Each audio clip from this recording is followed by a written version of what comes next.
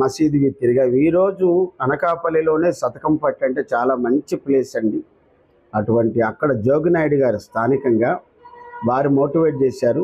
అలాగే మేము వెళ్ళిన అన్ని చోట్ల కూడా అక్కడ ఉన్నటువంటి నాయకులు కొంతాల రామకృష్ణ గారి మీద ఉన్నటువంటి ఇప్పుడు కూటమిగా ఉంది కాబట్టి అటు బీజేపీ నుంచి కానీ ఇటు టీడీపీ నుంచి కానీ ఇటు మన జనసేన నుంచి కానీ అన్ని వర్గాల ప్రజల నుంచి మంచి స్పందన అయితే వచ్చింది. ఈరోజు ఉదయం సతకంపట్టు వెళ్ళినప్పుడు అక్కడ అందరూ మహిళామూర్తులు అందరూ కూడా హారతలు ఇచ్చి మమ్మల్ని స్వాగతించారు. అది చాలా చాలా ఆనందాన్ని కలిగించింది. ఈ పరంపర ఇలాగే కొనసాగాలని కూడా మనస్ఫూర్తిగా కోరుకుంటున్నాను. ఎందుకంటే ఈరోజు ఈ పార్టీలో ఉండి రేపు ఇంకో పార్టీలోకి వెళ్ళిపోయి రేపు ఇంకో పార్టీలో ఉండి మూడో రోజు ఇంకో పార్టీలోకి వెళ్ళిపోతున్నటువంటి తరుణంలో ఎక్స్క్లూజివ్గా కొంతాల రామకృష్ణ గారి గురించి చెప్పాలంటే గతంలో చాలా కాలం స్తబ్దుగా ఉండిపోయారు. ఎందుకంటే మనం మనుగడ సాధించాలి, అందులో ఉంటే చాలు, ఏదో ఒక పార్టీలో ఉంటే చాలని కాదు, కానీ ప్రజల పక్షాన ప్రజల అభీష్టం మేరకు ప్రజల మధ్యలో ఉండి ఒక మంచి సమయం కోసం వచ్చారు. ఈ మంచి సమయం తప్పకుండా అటు పవర్ స్టార్ పవన్ కళ్యాణ్ గారు మరి వారి దృష్టిలోకి కొంతాల రామకృష్ణ గారు లాంటి ఒక సీనియర్ మోస్ట్ ఉత్తమ పార్లమెంటేరియన్ వెళ్ళడం కూడా గొప్పతనం ఇచ్చింది మాకు. ఇంకొక విషయం చెప్పాలి, ఈరోజు కొంతాల రామకృష్ణ గారికి చాలా బలం ఏంటంటే దాడి వీరభద్ర మాస్టర్ గారి గురించి చెప్పాలి. చాలా ప్రధానమైనటువంటి బలం. ఈ సమయంలో సంఘీభావాన్ని తెలిపినందుకు మాస్టర్ గారికి హృదయపూర్వక పాదాభివందనం తెలియజేసుకుంటూ ఇంకొక విషయం పేలా గోవింద సత్యనారాయణ గారు. ఆయన మొన్న ఎలక్షన్లో ఓడిపోయినప్పటికీ ఇప్పటికీ కూడా అనకాపల్లి పట్టణంలో ఆ నియోజకవర్గంలో అందరూ ఆయన ఎమ్మెల్యే అంటారు. ఎందుకంటే ప్రజల్లోకి అంతా చక్కగా వెళ్ళిపోయారు. అయినప్పటికీ కూడా కొంతాల రామకృష్ణ గారు తన సీటు ఈసారి ఆశించవచ్చు, రాకపోవచ్చు, కానీ అట్లా కాదు. కొంతాల రామకృష్ణ గారికి ఇస్తే పేలా గోవింద సత్యనారాయణ గారికి ఇచ్చినంత ఆనందం పొందాడని ఆయన కళ్ళల్లో చూస్తేనే అర్థమైంది. కాబట్టి ఈ సందర్భంగా పేలా గోవింద సత్యనారాయణ గారికి అలాగే స్థానికంగా మల్ల సురేందర్ గారు వారు కూడా అందరూ ఐకమత్యంతో వచ్చారండి. దాడి వీరభద్ర మాస్టర్ గారు బలమే బలం.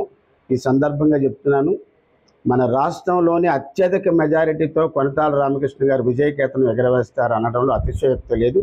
ఎందుకంటే ఇక్కడ వ్యక్తిత్వ విలువలకు ఆయన చాలా గొప్ప స్ఫూర్తి ఇచ్చారు.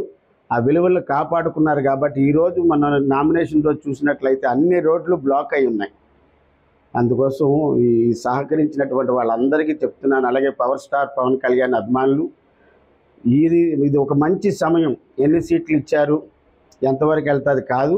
ఇప్పుడు మన టార్గెట్ అంతా ఉమ్మడి కూటమిలో ఉన్నటువంటి సభ్యులందరూ ఏకగ్రీవంగా గెలిచినప్పుడు, అత్యధిక మెజార్టీతో గెలిచినప్పుడు ఏదైతే చంద్రబాబు నాయుడు గారు ఆశించారో, ఏదైతే ప్రధానమంత్రి మోదీ గారు పవర్ స్టార్ పవన్ కళ్యాణ్ మీద అభిమానం పెట్టుకున్నారో, ఎవరైతే ఇంతమంది యూత్, ముఖ్యంగా యూత్కు ఒకటే చెప్తున్నాను, విజ్ఞప్తి చేస్తున్నాను, ఇప్పుడు మీ సత్తా ఏంటో మన సత్తా ఏంటో చూపించాలి. జయం మనదే, విజయం మనది అనిపించుకోవాలని కోరుకుంటూ good luck to all of you. పథకాలు అనేటటువంటి వాటి మీద సంక్షేమ పథకాలు అందరికీ కావాలి. బలుగు బలహీన వర్గాలు అందరికీ సంక్షేమ పథకాలు అందాలి, ఆ ఫ్రూట్స్ అందాలి.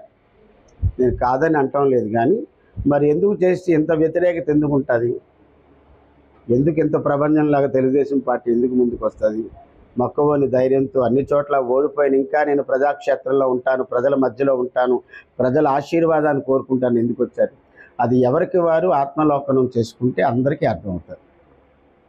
సినీ ఇండస్ట్రీ ఏ పార్టీ గెలవాలని కోరుకుంటున్నారు? ఏమంటే నేను ఒకటే చెప్తాను, తెలుగుదేశం పార్టీకి మొదటి నుంచి కళాకారులు అండాదండా ఉంది, లేదండాని లేదు, మొదటి నుంచి చేశారు. అట్లాగే వైసీపీలో కూడా చాలామంది ఉన్నారు. అన్ని చోట్ల కళాకారుల సపోర్ట్ ఉంటుందండి. కొంతమంది ముందుకు రావచ్చు, కొంతమంది లోపాయకారిగా ఇంటర్నల్గా సహాయ సహకారాలు అందించవచ్చు, కానీ ఎందుకంటే మాకు చిన్న ఇబ్బంది ఉంటుందేమో అనే ఉద్దేశం తప్పించి మనస్ఫూర్తిగా చెప్తున్నాను, కళాకారులు అన్ని పార్టీలకు కావాల్సిన వారు, అన్ని పార్టీలకి కళాకారులు కావాలి, అంతే. మరిన్ని వీడియోస్ కోసం ఛానల్ ని సబ్స్క్రైబ్ చేయండి, లేటెస్ట్ అప్డేట్స్ కోసం వాట్సాప్ ఛానల్ ని ఫాలో చేయండి, అండ్ లింక్ డిస్క్రిప్షన్ లో ఉంది.